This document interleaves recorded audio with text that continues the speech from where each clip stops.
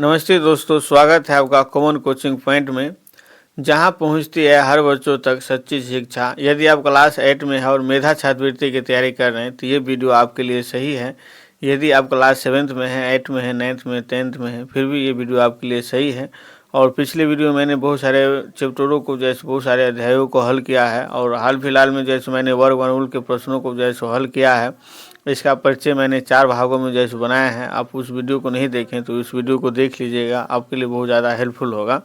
और इस वीडियो में जैसे हम अध्याय 2 देखेंगे, घन और घनमूल जैसे देखेंगे, और इसका जैसे डायरेक्ट जैसे प्रश्न ही सॉल्व करेंगे, और उसी में आपको जैसे सारा चीज़ कवर हो जाएगा। तो देखते हैं घनमूल में। तो जैसा कि आप देख सकते हैं, ये घनमूल जो है सो दिया गया है, घन और घनमूल। तो घन किसे कहते हैं? अगर किसी संख्या को अगर 3 बार गुना किया जाता है तो उसको घन बोलते हैं। तो 2 का घन जैसे कैसे निकालेंगे? तो यहाँ लिखा हुआ है 2 गुने 2 गुने 2 बराबर 8, अर्थात 2 का घन जैसे 8 होगा। उसके बाद 3 का घन जैसे होगा 3 गुने 3 गुने 3 बराबर 27, तो अर्थात 3 का घन जैसे कितना होगा? 27। उसके बाद जो है सो परिपूर्ण घन जैसे यहाँ दिया गया है, घनमूल जैसे दिया गया है। तो घनमूल में यही होता है कि उसका अभाज्य गुणनखंड निकालना है और 3 को में से एगो को ले लेना है, वही जैसो घनमूल होगा। ठीक है, तो इसका पहला प्रश्न देखते हैं क्या कह रहा है। तो पहला प्रश्न में कह रहा है कि 27 का घनमूल है। ठीक है, 27 का जैसो घनमूल निकालेंगे। 27 का घनमूल जैसो क्या हो जाएगा? ये पहला प्रश्न है, और 27 का जैसो घनमूल पूछ रहा है। तो इस टाइप से जैसे इसका अभाज्य गुणनखंड निकालेंगे। 3 से अगर लेंगे तो 9 तिया 27 हो जाएगा, फिर 3 से लेंगे तो 3 तिया 9 हो जाएगा, फिर 3 इकाई जो है सो 3 हो जाएगा। ठीक है, इस टाइप से जैसे हो जाएगा।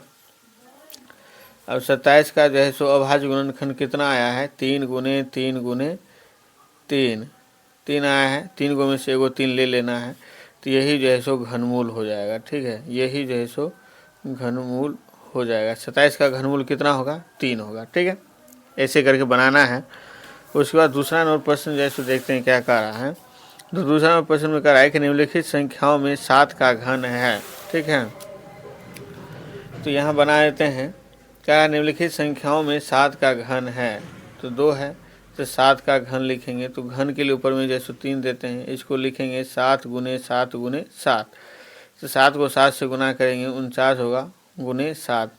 तो 9 7 63 के 3 हासिल 6 हो जाएगा, और 7 7 चौक 28, 28 और 6 34 हो जाएगा। तो 343 इसका घन हो जाएगा। तो 7 का घन कितना हो जाएगा? 343। अगर किसी भी संख्या को 3 बार गुना करते हैं ना, तो उसका जो है सो घन निकलता है। और किसी भी संख्या का अभाज्य गुणनखंड तोड़ करके 3 को में से एगो निकालते हैं तो वो घनमूल कहलाता है। ठीक है, तो घनमूल जो है सो यहाँ 3 को में से एगो ऐसे निकाला जाता है घनमूल। और घन जो है सो 3 बार गुना करके, उसी संख्या को 3 बार गुना करके ऐसे निकाला जाता है। 3 को गुना करके जितना आएगा वही जो है सो घन हो जाएगा। उसके बाद जो है सो तीसरा नंबर प्रश्न देखते हैं क्या कह रहा है। तो तीसरा नंबर प्रश्न में कह रहा है कि निम्नलिखित में से कौन सी संख्या परिपूर्ण घन नहीं है? ठीक है, तो यहाँ जो है सो अब देखिए, ये 64 जो है सो दिया गया है। तो 4 चौका 16, 16 चौका 64, ये जो है सो परिपूर्ण घन है। 216 जो है सो 6 का होता है। 6 को अगर 3 बार गुना करते हैं तो 6 से 36 है, 36 छक्के 216 होता है। तो ये परिपूर्ण घन है। उसके बाद 343 अभी आपको बताए हैं कि 7 का जो है सो घन कितना है? 343।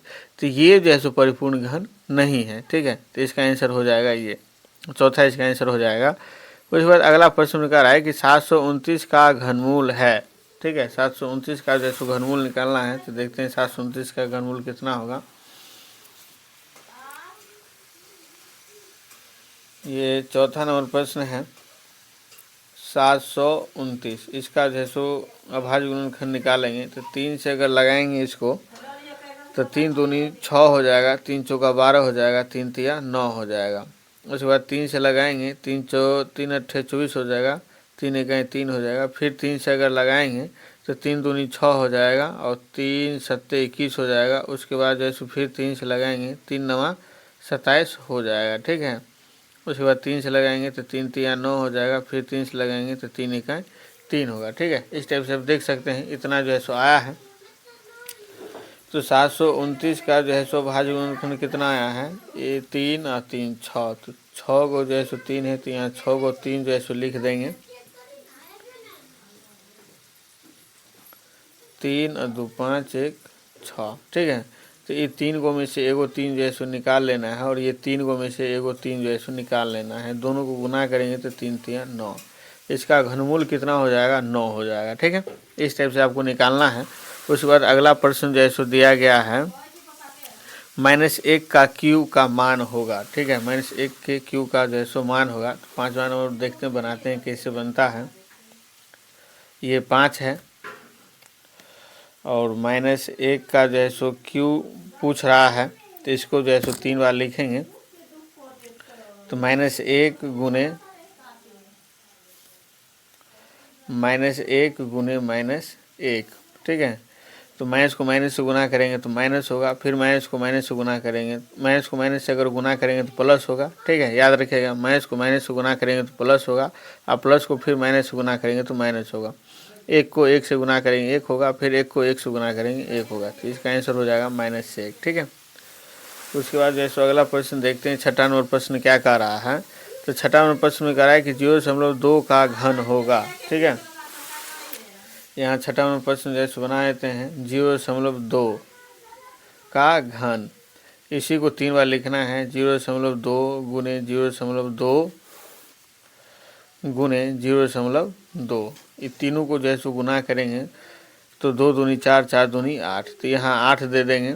उसके बाद 1 अंक के बाद यहाँ दशमलव है, 1 अंक के बाद यहाँ दशमलव है, 1 अंक के बाद यहाँ दशमलव है, तो 3 अंक के बाद दशमलव देंगे। तो इसमें एक ही अंक है तो 2 जीरो दे देते हैं, 3 अंक पूरा देते हैं। ठीक है, तो इसका जो है सो ये आंसर हो जाएगा। ठीक है, इसका ये आंसर हो जाएगा। उसके बाद जैसे 7वां नंबर प्रश्न जैसे देखते हैं क्या कह रहा है 7वां नंबर प्रश्न।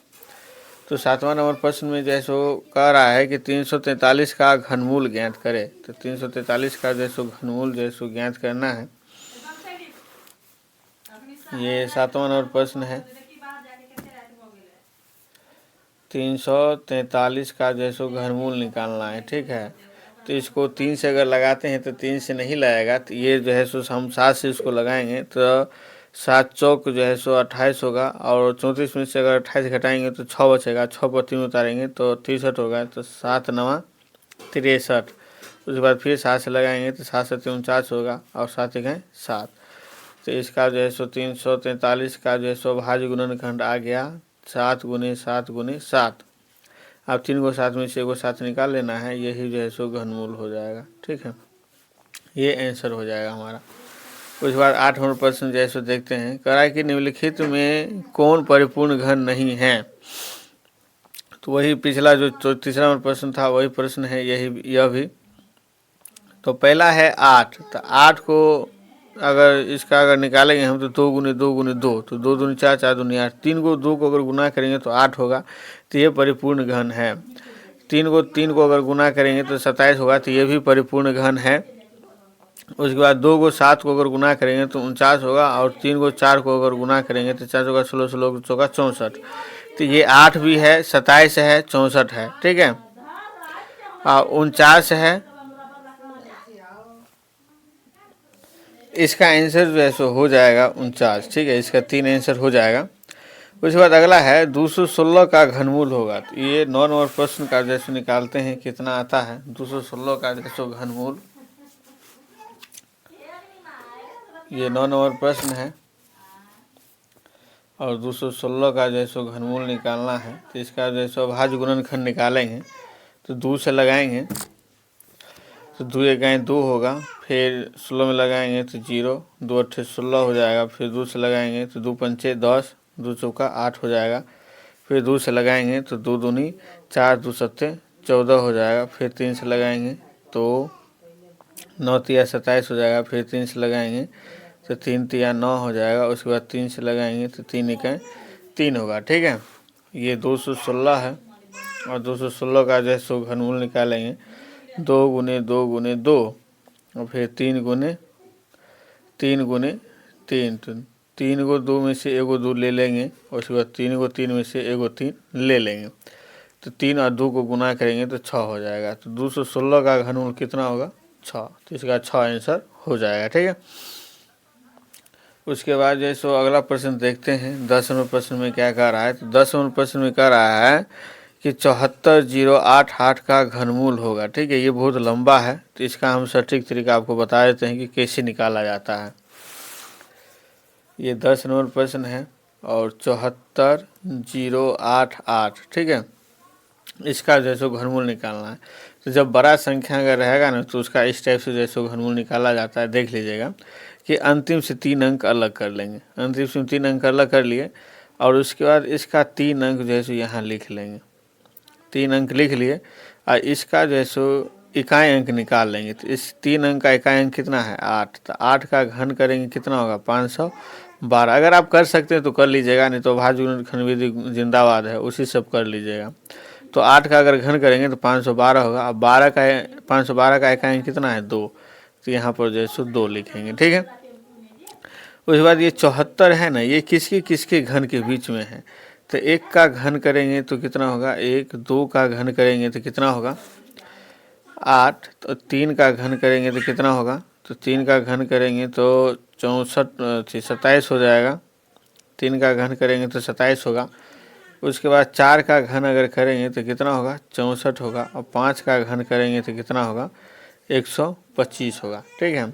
तो ये 74 जो है ये किसके किसके बीच में आता है? तो 74 64 और 125 के बीच में आता है। तो 64 और 125 किसका घन है? तो 4 और 5 का। तो 4 और 5 में छोटा कौन है? तो 4 और 5 में 4 छोटा है, तो यहाँ 4 दे देंगे। ठीक है। इस टाइप से जैसे इसका घनमूल निकल गया 42। आंसर हो गया। ठीक है।